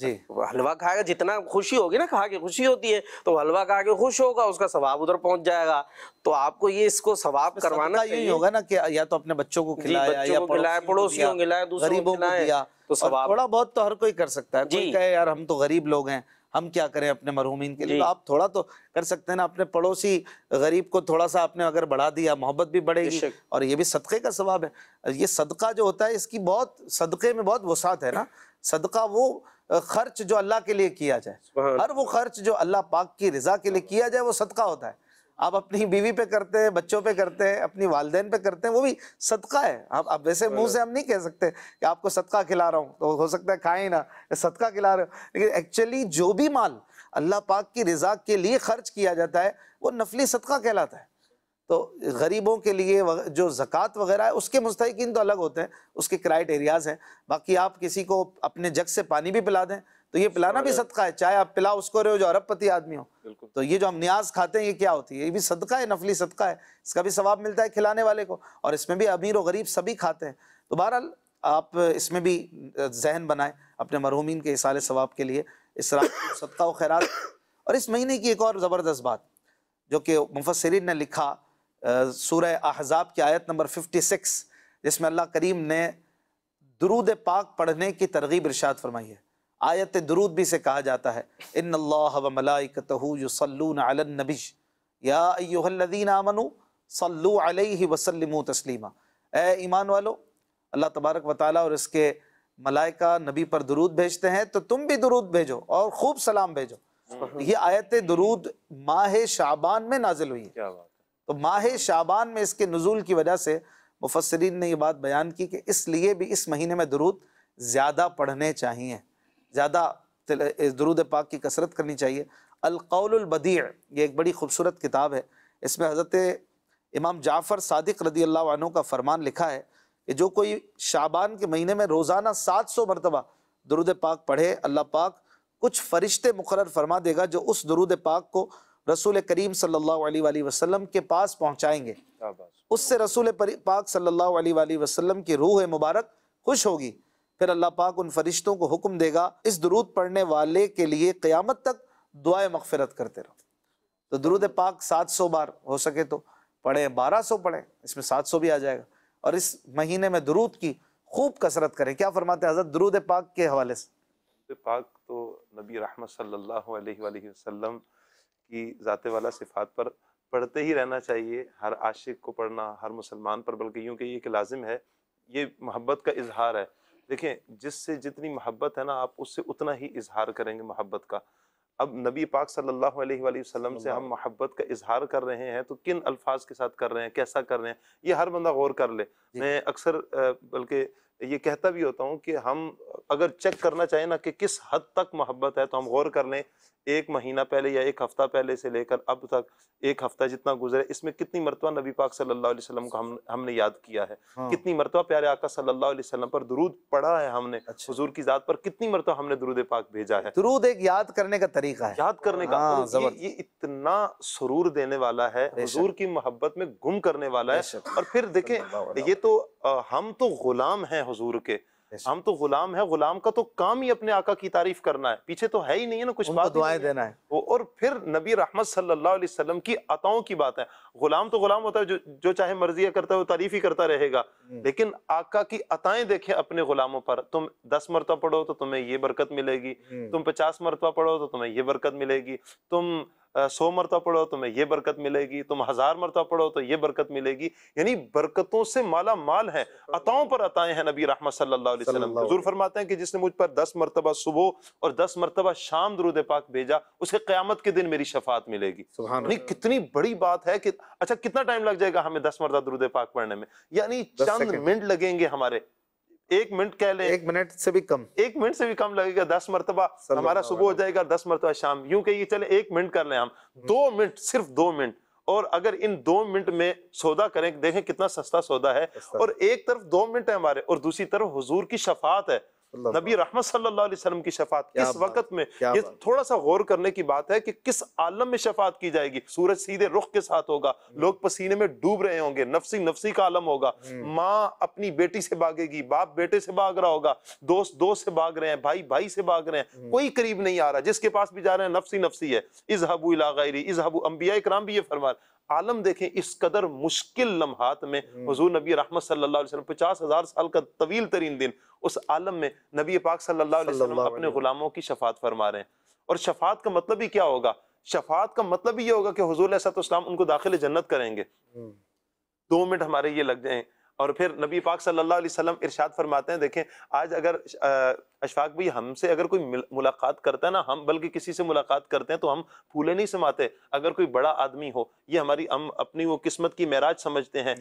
میں دینی اعتبار سے مثال دوں، بلا تشبیہ و تمثیل عرض کروں گا کہ ہم اب بھی اپنے شیخ کامل سے جب ملاقات کرتے ہیں، شیخ سے ملاقات کرتے ہیں، یقین کیجئے آپ اگر وہ تحریریں بھی پڑھیں گے نا تو بہت ساروں نے تحریر لکھی ہوتی ہے، آج تو میری اصل عید تھی، وہ یوں کہتے ہیں آج تو میری اصل عید تھی کیونکہ میری آج اپنے شیخ سے ملاقات ہوئی ہے، آج میں نے امیر علیہ سنت سے ملاقات کی ہے۔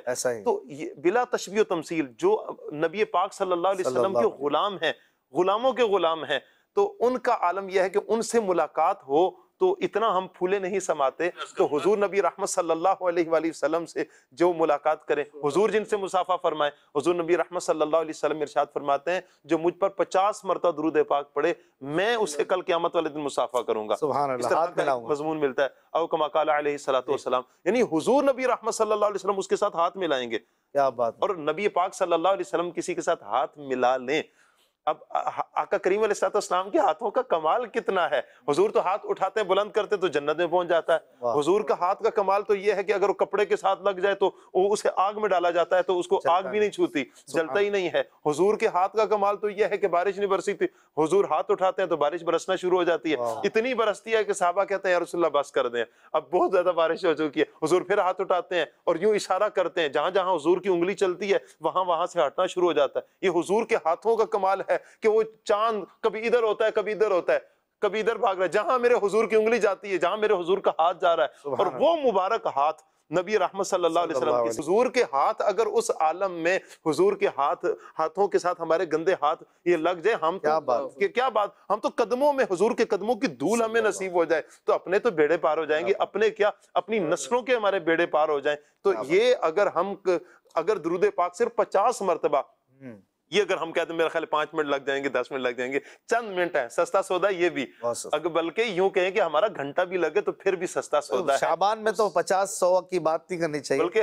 ہزاروں کی 700 یا 1000-1200 کی کوشش کرنی چاہیے. کتنے ہی خوش نصیب آپ کو الحمدللہ. یہ بھی میں عرض کروں گا, قبلہ شیخ طریقت امیر اہل سنت کی صحبت کا اثر ہے. یہ دعوت اسلامی کے دینی ماحول کی برکات ہیں کہ کتنے ہی عاشقان رسول جن کا معمول ہے کہ وہ کہتے ہیں کہ ہمیں تو نیند نہیں آتی اس وقت تک جب تک حضور پر ہم 1000 مرتبہ درود پاک نہ پڑھ لیں. اور میرے حضور فرماتے ہیں جو مجھ پر 1000 مرتبہ درود پاک پڑھے وہ اس وقت تک مرے گا نہیں جب تک جنت میں اپنا ٹھکانہ نہ دیکھ لے. اتنی بشارتیں ہیں. ہم تھوڑا سا آگے بڑھنے کی کوشش کریں, ہم تھوڑا سا آگے بڑھیں, حضور نبی رحمت صلی اللہ علیہ وسلم سے محبتوں کا اظہار کریں, درود پاک پڑھیں, پھر دیکھیں حضور کا کرم کیسے پہنچتا ہے. انشاءاللہ. کیا بات ہے. درود پاک پر آپ بھی کچھ مدنی پھول بیان کریں. پھر درود پاک پہ کوئی کلام بھی ہے کیا فیضان بھائی؟ ہے تو پھر کلام بھی سن لیں گے کچھ. وقار بھائی ماشاءاللہ بہت خوبصورت گفتگو فرمائی ہمارے ثاقب شاہ صاحب نے. اور یہ ایک روایت بھی کہہ لیجیے, شعبان بھی, ماہ درود و سلام اور شب برات, اور امام حسن مجتبی رضی اللہ تعالیٰ عنہ جو پیارے آقا علیہ السلام کے نواسے, ان کا طرز عمل شب برات میں جو ہم بات کرتے ہیں نا, شب برات منانا, یہ بھی پتہ چلتا ہے, اس میں عبادت کرنا خصوصیت کے ساتھ یہ بھی پتہ چلتا ہے. آپ کا بھی کیا معمول تھا کہ آپ رات کے 3 حصے کرتے شب برات میں, اس میں تہائی حصے میں اسی آیت درود پر عمل کرتے ہوئے محبوب کریم علیہ الصلوۃ والسلام کی ذات پر درود پاک پڑھا کرتے تھے. اچھا. تو یہ شب برات کو اس انداز سے بھی گزارا جا سکتا ہے. تہائی حصہ, تہائی یعنی 1/3 3 حصے کر لیے تو 1/3 درود و سلام پڑھتے تھے, اس کے بعد پھر توبہ و استغفار کرتے تھے, اور اس کے بعد پھر جو بقیہ رات بچتی تھی اس میں رکوع اور سجود کیا کرتے تھے. تو یہ امام حسن مجتبی رضی اللہ تعالیٰ عنہ کا انداز تھا. اور آپ نے ارشاد فرمایا کہ میں نے اپنے ابو جان یعنی حضرت علی المرتضیٰ کرم اللہ تعالیٰ وجہ الکریم سے سنا ہے کہ نبی کریم علیہ الصلوۃ والسلام نے ارشاد فرمایا جو نصف شعبان یعنی شب برات کی رات کو زندہ کرے گا, یعنی اس رات عبادت کرے گا, وہ مقربین میں لکھا جائے گا.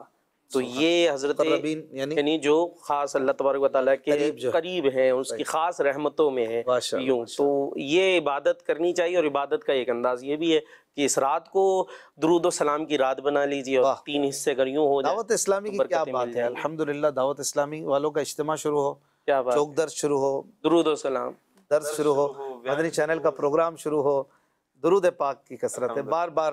بلکہ بعض لوگ تو چھیڑنے کے لیے بھی صدا لگاتے ہیں دعوت اسلامی والوں کو دیکھ کر, صلو علی الحبیب. الحمدللہ ہم تو وہ ہیں کہ جن کو چھیڑا بھی جاتا ہے تو درود پاک کے ذریعے. ٹھیک ہے یار, ہمیں قبول ہے الحمدللہ. اللہ ہمیں درود پاک سے وابستہ رکھے. جی فیضان بھائی, کو کلام ہو تو درود شریف پر ہمیں سنائیے گا. کس کا کلام ہے؟ مولانا حسن رضا خان. اچھا, سبحان اللہ سبحان اللہ. جی. ذات والا پہ بار بار درود, ذات والا پہ بار بار درود, بار بار اور بے شمار درود, بار بار اور بے شمار درود, ذات والا ذات والا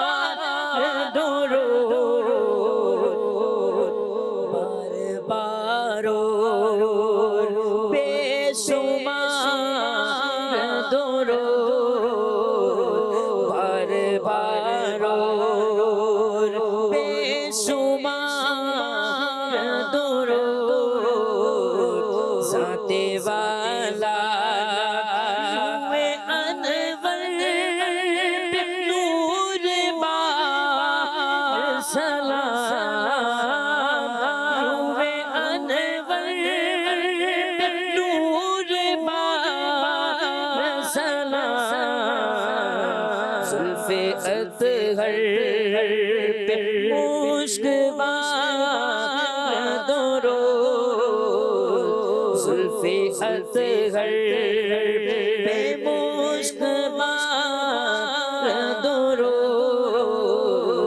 ذات والا ان کے ہر جلوے پر ہزار سلام ان کے ہر جلوے پر ہزار سلام ان کے ہر لمحہ پر ہزار درود ذات والا اے حسن خار غار کو دل سے نکال اے حسن خار غم کو دل سے نکال اے حسن خار کو دل سے نکال غمزدوں کی ہے غم گسار درود غمزدوں کی غمزدوں کی غمزدوں کی غمزدوں کی غمزدوں کی غمزدوں کی ہے غم گسار درود غمزدوں کی غم گسار درود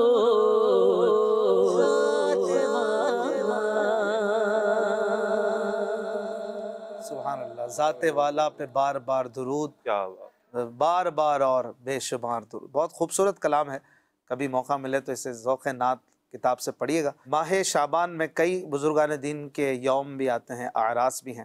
یوم ولادت امام حسین رضی اللہ عنہ 5 شعبان ہے. 2 شعبان المعظم کروڑوں حنفیوں کے امام اعظم ابو حنیفہ رحمۃ اللہ علیہ کا یوم بھی ہے. اس کے علاوہ بھی کچھ ایام آپ کے ذہن میں ہوں تو بتائیے گا. حاجی مشتاق رحمۃ اللہ علیہ جی مرحوم نگران شورا، آپ کا بھی یوم وصال 29 شعبان المعظم ہے، تو دعوت اسلامی والوں کے لیے تو بہت بڑی انسپریشن ہے آپ. اور بھی بزرگوں کے ایام اس مہینے میں آتے ہیں. اللہ کریم سب کے مزارات پر کروڑوں رحمتیں برسائے. اور رمضان المبارک میں مدنی چینل دیکھنا ہے بھرپور، مدنی چینل گھر گھر میں آن کروائیں. راؤنڈ دا کلاک زبردست پروگرامز اور ٹرانسمیشنز ہوں گی، مدنی مذاکروں کی بہاریں ہوں گی. سحری میں انشاءاللہ الکریم نور سحر پروگرام ہوگا، اور اللہ نے چاہا تو نور سحر پروگرام میں آپ کو آپ کی پسند کی نعتیں بھی سنائیں گے. اور پھر ایک ہمارا سیگمنٹ تقریباً رات 2 بجے کے آس پاس یہ حفاظ کرام کے ساتھ ایک مختصر مقابلہ دیکھ پائیں گے رات کو. اور حفاظ کرام اپنے قرآن پاک کے حفظ کے کچھ جلوے ہمیں دکھائیں گے، کچھ سوالات ہوں گے بہت دلچسپ. اللہ نے چاہا تو قرآن کی بڑی معلومات اور قرآنی نالج آپ کو ملے گی انشاءاللہ. پھر ہمارے علماء کرام مفتیان کرام کے ساتھ حاجی عبدالحبیب اتاری صاحب بھی انشاءاللہ ہوں گے. رات گئے تک سحری ٹرانسمیشن میں مختلف عنوانات پر مدنی پھول لیں گے، اور پیارے پیارے سیگمنٹس ہوں گے. روزانہ ایک عقیدہ اسلام قبلہ مفتی شفیق اتاری صاحب ہمیں بتایا کریں گے، اور ہمارے مولانا مہروز مدنی صاحب ہمارے ساتھ ہوں گے. اس میں وہ ہمیں روزانہ ایک دل کی بیماری کے بارے میں بتائیں گے کہ اس بیماری سے کیسے بچنا ہے، مختصر سیگمنٹ میں انشاءاللہ. اور بھی بڑی پیاری پیاری باتیں سیکھنے دیکھنے کو ملیں گی. مدنی چینل دیکھنا ہے. فجر کے بعد نگران شورا کا بیان بھی ہوتا رہے گا. ہمارے مولانا سلمان مدنی صاحب کا فجر کے بعد یہ پروگرام جو ہے رمضان المبارک کا وہ بھی ہوگا، نور رمضان انشاءاللہ. پھر دن بھر پیاری پیاری ٹرانسمیشنز آپ کو دیکھنے کو ملیں گی. دعا افطار کی تو پھر کیا بات ہے.